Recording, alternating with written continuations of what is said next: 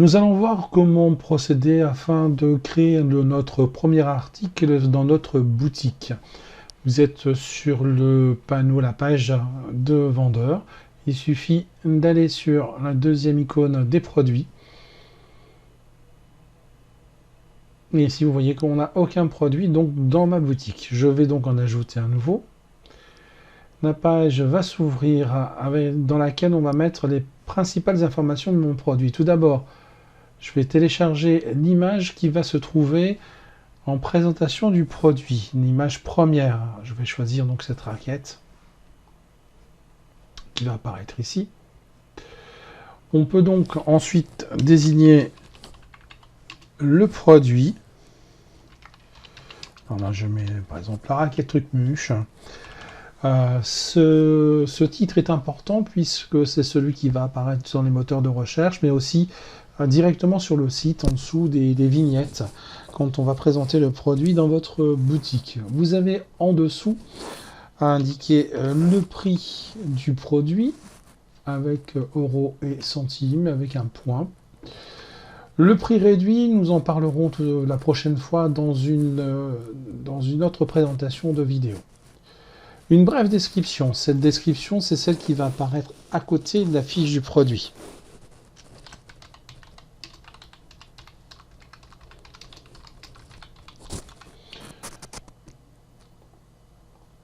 Brève description du produit, vous pouvez aller à l'essentiel.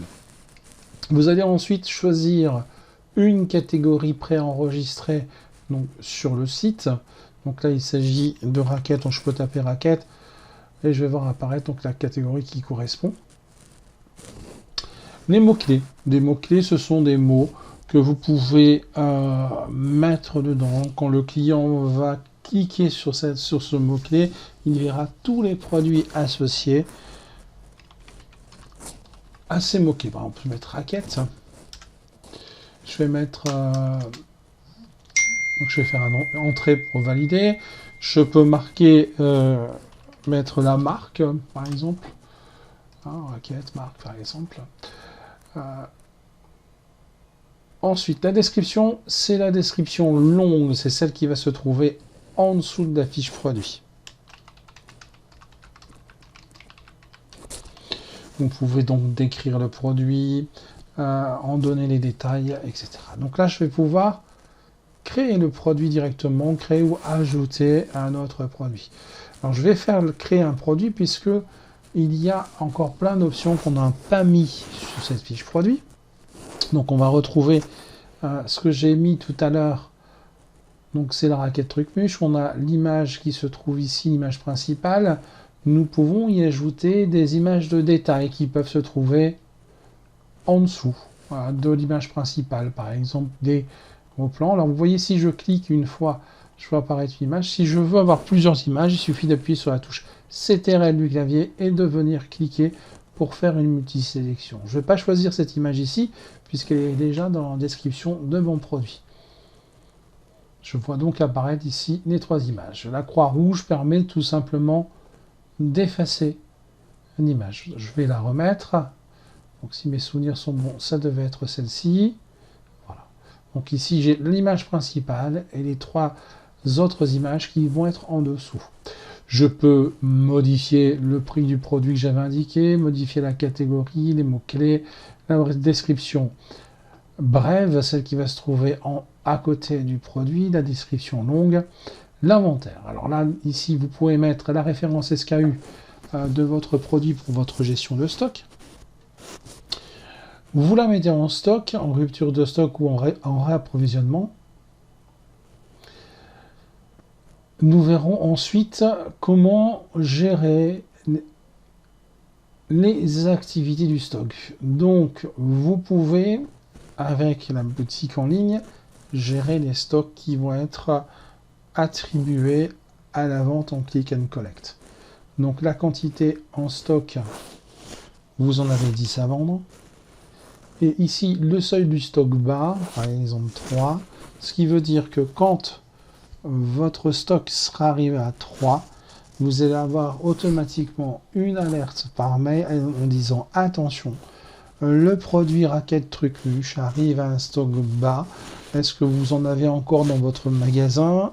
Veuillez l'approvisionner ici dans la fiche de description en modification du produit afin de pouvoir augmenter le stock. Vous pouvez, si vous le désirez, quand même forcer la vente même si le stock est à zéro. On imagine que vous ayez 10 raquettes de tennis dans la boutique, mais que vous en ayez d'autres, vous pouvez vous approvisionner très rapidement en 24 heures à votre fournisseur.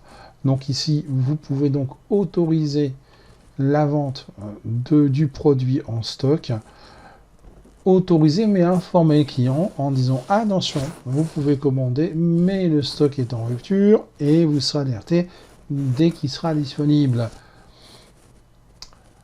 Ou tout simplement, vous ne gérez pas le stock et parce que vous en avez suffisamment de produits en boutique.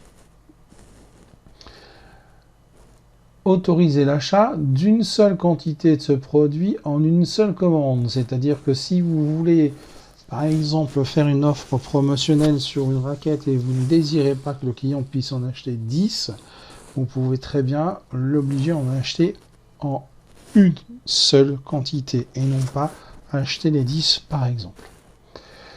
Géolocalisation, donc identique au magasin, puisque c'est du click and collect, à moins que vous ayez deux locaux de distribution. L'expédition et taxes, ici, ce n'est pas géré puisque c'est du click and collect, donc cette partie ici ne vous s'intéresse pas puisque les produits seront à retirer chez vous. Les produits liés.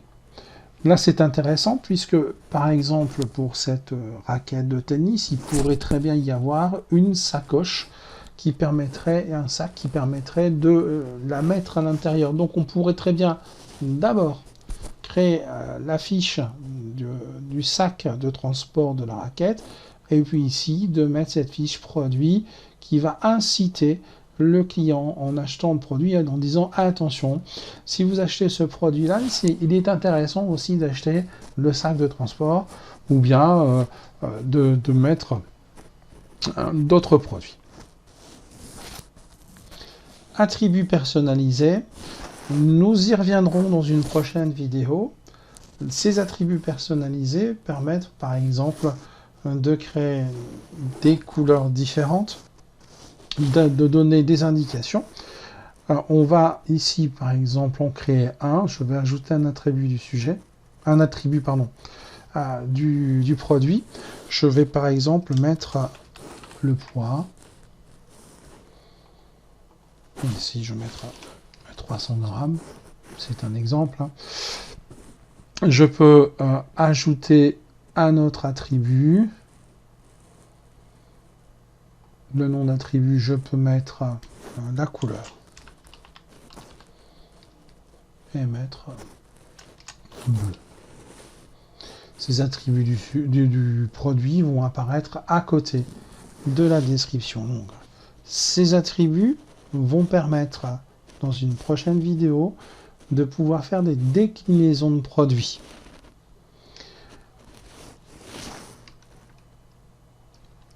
Option, donc état du produit en ligne ou en mode brouillon. Vous pouvez très bien enregistrer votre produit qu'il n'apparaisse pas dans votre boutique en attendant qu'il soit en stock ou de le mettre en ligne. La visibilité donc en ligne, soit en catalogue, c'est-à-dire le produit est présenté mais ne peut être acheté, ou il est complètement caché. Note d'achat, donc le client recevra ces informations dans son email lors de la commande.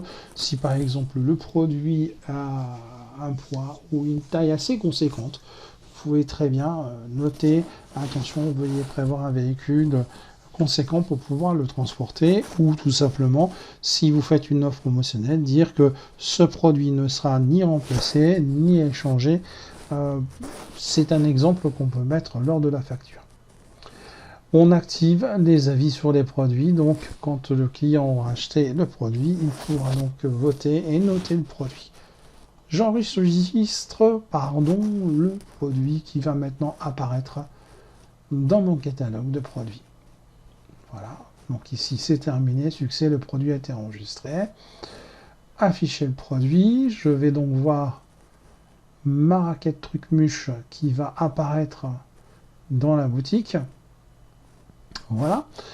Donc vous avez le titre, la raquette Trucmuche, la catégorie c'est dans raquette, l'étiquette, c'est l'étiquette qu'on a mis raquette, le prix de 129,50 €, la brève description, ici je vais aller vers la description longue que vous aurez ajoutée.